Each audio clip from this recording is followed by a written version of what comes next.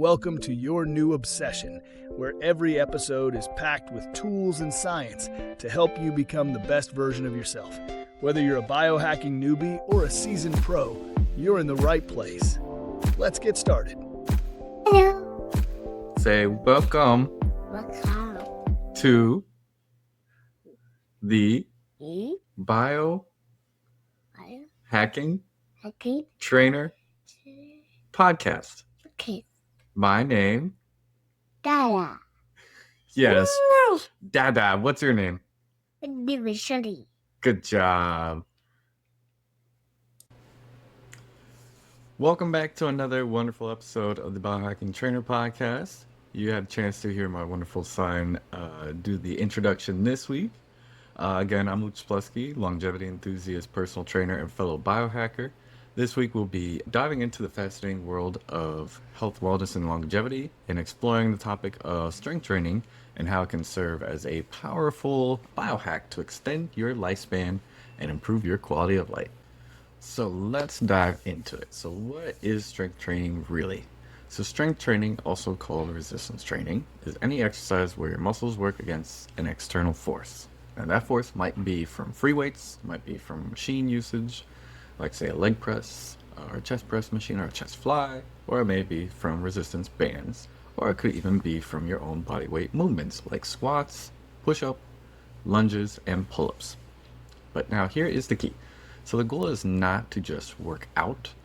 The goal is to send a biological signal to your body that says, we still need this muscle, we still need this strength, we still need this capacity to perform. And when you send that signal consistently, your body adapts by becoming stronger, more metabolically efficient, more resilient, and much more durable against aging. So this is where strength training really moves from fitness into true biohacking. Now, one of the strongest predictors of how well someone ages is how much muscle they maintain. This is tied directly to a condition called sarcopenia, which is age-related muscle loss. So after the age of 30, adults can lose 3 to 8% of muscle mass per decade if they are not strength training. Now this rate accelerates after 60. Sarcopenia now is not cosmetic. It's strongly associated with falls, frailty, loss of independence, insulin resistance, cardiovascular disease, and increased mortality. Research shows that grip strength alone is a powerful predictor of all-cause mortality, much more so than blood pressure in some studies. And this is a big reason why in my own practices I utilize grip strength for an assessment tool and a reassessment tool. So muscle is not just for movement, muscle is a longevity organ. So here's where it can get really interesting, right? So when you strength train, your muscles release signaling molecules called myokines. These myokines reduce systematic inflammation, they improve insulin sensitivity, they can also support brain health, they can also improve immune function, and protect against chronic diseases. Now this means essentially strength training is not just working your muscles, it's creating a full body anti-aging cascade. It's literally sending biochemical signals that say, we are active, we're alive, preserve this system. One of our biggest drivers of aging is metabolic dysfunction. So poor blood sugar control, insulin resistance, and visceral fat accumulation can all come from metabolic dysfunction. Now, strength training directly will improve glucose uptake into muscle, insulin sensitivity again, mitochondrial density, and your resting metabolic rate. So the more lean muscle mass that you have, the better your body is handling carbohydrates and energy. This is why strength training is one of the most powerful tools for preventing and reversing, say, type 2 diabetes, metabolic syndrome, obesity, and cardiovascular diseases. It's not just for burning calories. You're essentially upgrading the engine known as your whole body. Now, again, as we age, bone density declines, which is going to increase the risk for osteoporosis and fractures. The primary stimulus for bone growth is mechanical loading. That means resistance. And that's where resistance training is so important. Now, it means lifting. That means strength training. Research consistently shows that resistance training increases bone mineral density and reduces fracture risk, something cardio activity simply cannot do to the same extent. So I know a lot of people will say that they're getting enough exercise activity in simply by going for a long walk or going for a bike ride. But if you're not actively training your muscles through some sort of resistance, you're not going to essentially reduce the risk of falls. Strength training also has profound effects on the brain. It's going to increase levels of BDNF, which that essentially means brain-derived neurotrophic factors, IGF-1, dopamine, and serotonin. These are all critical for learning, memory, mood, protection against neurodegenerative diseases like Alzheimer's. Studies do show older adults who strength train have a better cognitive function and lower risk of dementia. So this is essentially just a brain biohack as much as a body one. People also often think cardio is the only way to improve heart health. When it comes to heart health, strength training will lower blood pressure. It's going to improve vascular function. It can also improve heart rate variability, and it's going to enhance circulation. And when combined with walking or, say, light aerobic work, it's going to create an incredibly powerful cardiovascular profile. Now, here's the one real longevity metric most people ignore. Independence, or independency, right? Now, big question that I do always ask in client is, can you get off the floor without using your hands? Can you carry groceries? Can you climb stairs? Can you catch yourself if you trip? These are all strength qualities, and they determine whether someone ages independently or dependently. Now, if you are able to carry your groceries, but you can't climb up your stairs, and you can't catch yourself if you trip, and you have a lot of trouble getting off of the floor without using assistance from your hands, you're going to be more so needing some dependent care. The goal of strength training is to preserve your autonomy, not just to get bigger and bulkier. It's to help with longevity when doing it correctly. Now again, when people hear the term biohack, they think technology, gadgets like, say, cold plunging, red light therapy, hyperbaric chambers, etc.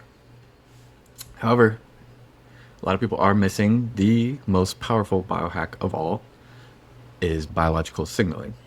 And strength training targets nearly every hallmark of aging, from muscle loss, bone loss, metabolic decline, hormonal decline, cognitive decline, as well as cardiovascular decline, all with truly one intervention. No supplement stack is needed for this. No cold plunge can do this.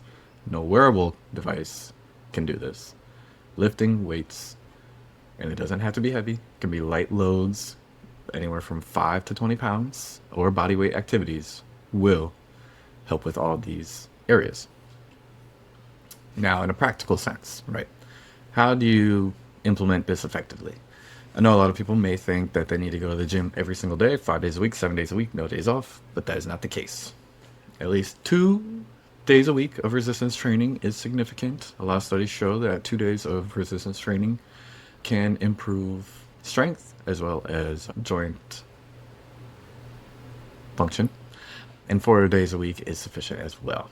Now, with your strength training regimen, the focus should always be on compound movements. So with the compound movements, think of movements that tax multiple muscles or multiple joints. So a squat, deadlift, or any hip hinging pattern. And again, it's a deadlift. It doesn't need to be a lot of weight. You don't need to throw 1,000+ pounds on the bar. Simply using light dumbbells or kettlebells, something to mimic, say, picking up a bag or some groceries off the ground. Push-ups or presses. It could be wall push-ups. It could be an incline push-up, or just simply doing a machine press is sufficient. Rows or pull-downs, lunges to kind of mimic getting up off the floor, and farmer's carries or suitcase carries to help mimic carrying your own groceries. These give you the biggest return on investment, so to speak. Again, you want to look at progressive overload, so gradually increasing your weight, reps, or difficulty. Your body truly will only adapt if it's challenged. Now, make sure when it comes to progressively overloading, you don't have a super significant change in weights within, say, a week. So if you just started training this week, next week does not mean that you need to increase your weights right away. Basically, you want to start to wait till those last 2 repetitions feel really easy, and then you can start adding gradual increases in resistance, whether that's 5 pounds or 10 pounds if it's the lower extremity. You also want to make sure before you even start to load up with more weight, you're focusing on proper form, so quality over quantity. So movement integrity is key for longevity. So you should always make sure movement patterns are good and there's no compensations or dysfunctions. So this is where working with like a trainer is very helpful and significant, because they will make sure all movement patterns are correct before they even start to load you with any weight. So that's why you always want to start simple. Body weight is always going to be enough for starting with their workout regimen or getting back into working out if it's been some years. So doing bodyweight squats, bodyweight push-ups on the wall, glute bridges from the floor, and bodyweight step-ups is going to be sufficient to build some good muscle mass. Now in the long game here, this is not a 6-week transformation strategy. Resistance training is a decades strategy. So the goal is to be 70 or 80 years old and moving like you're in your 30s or 40s.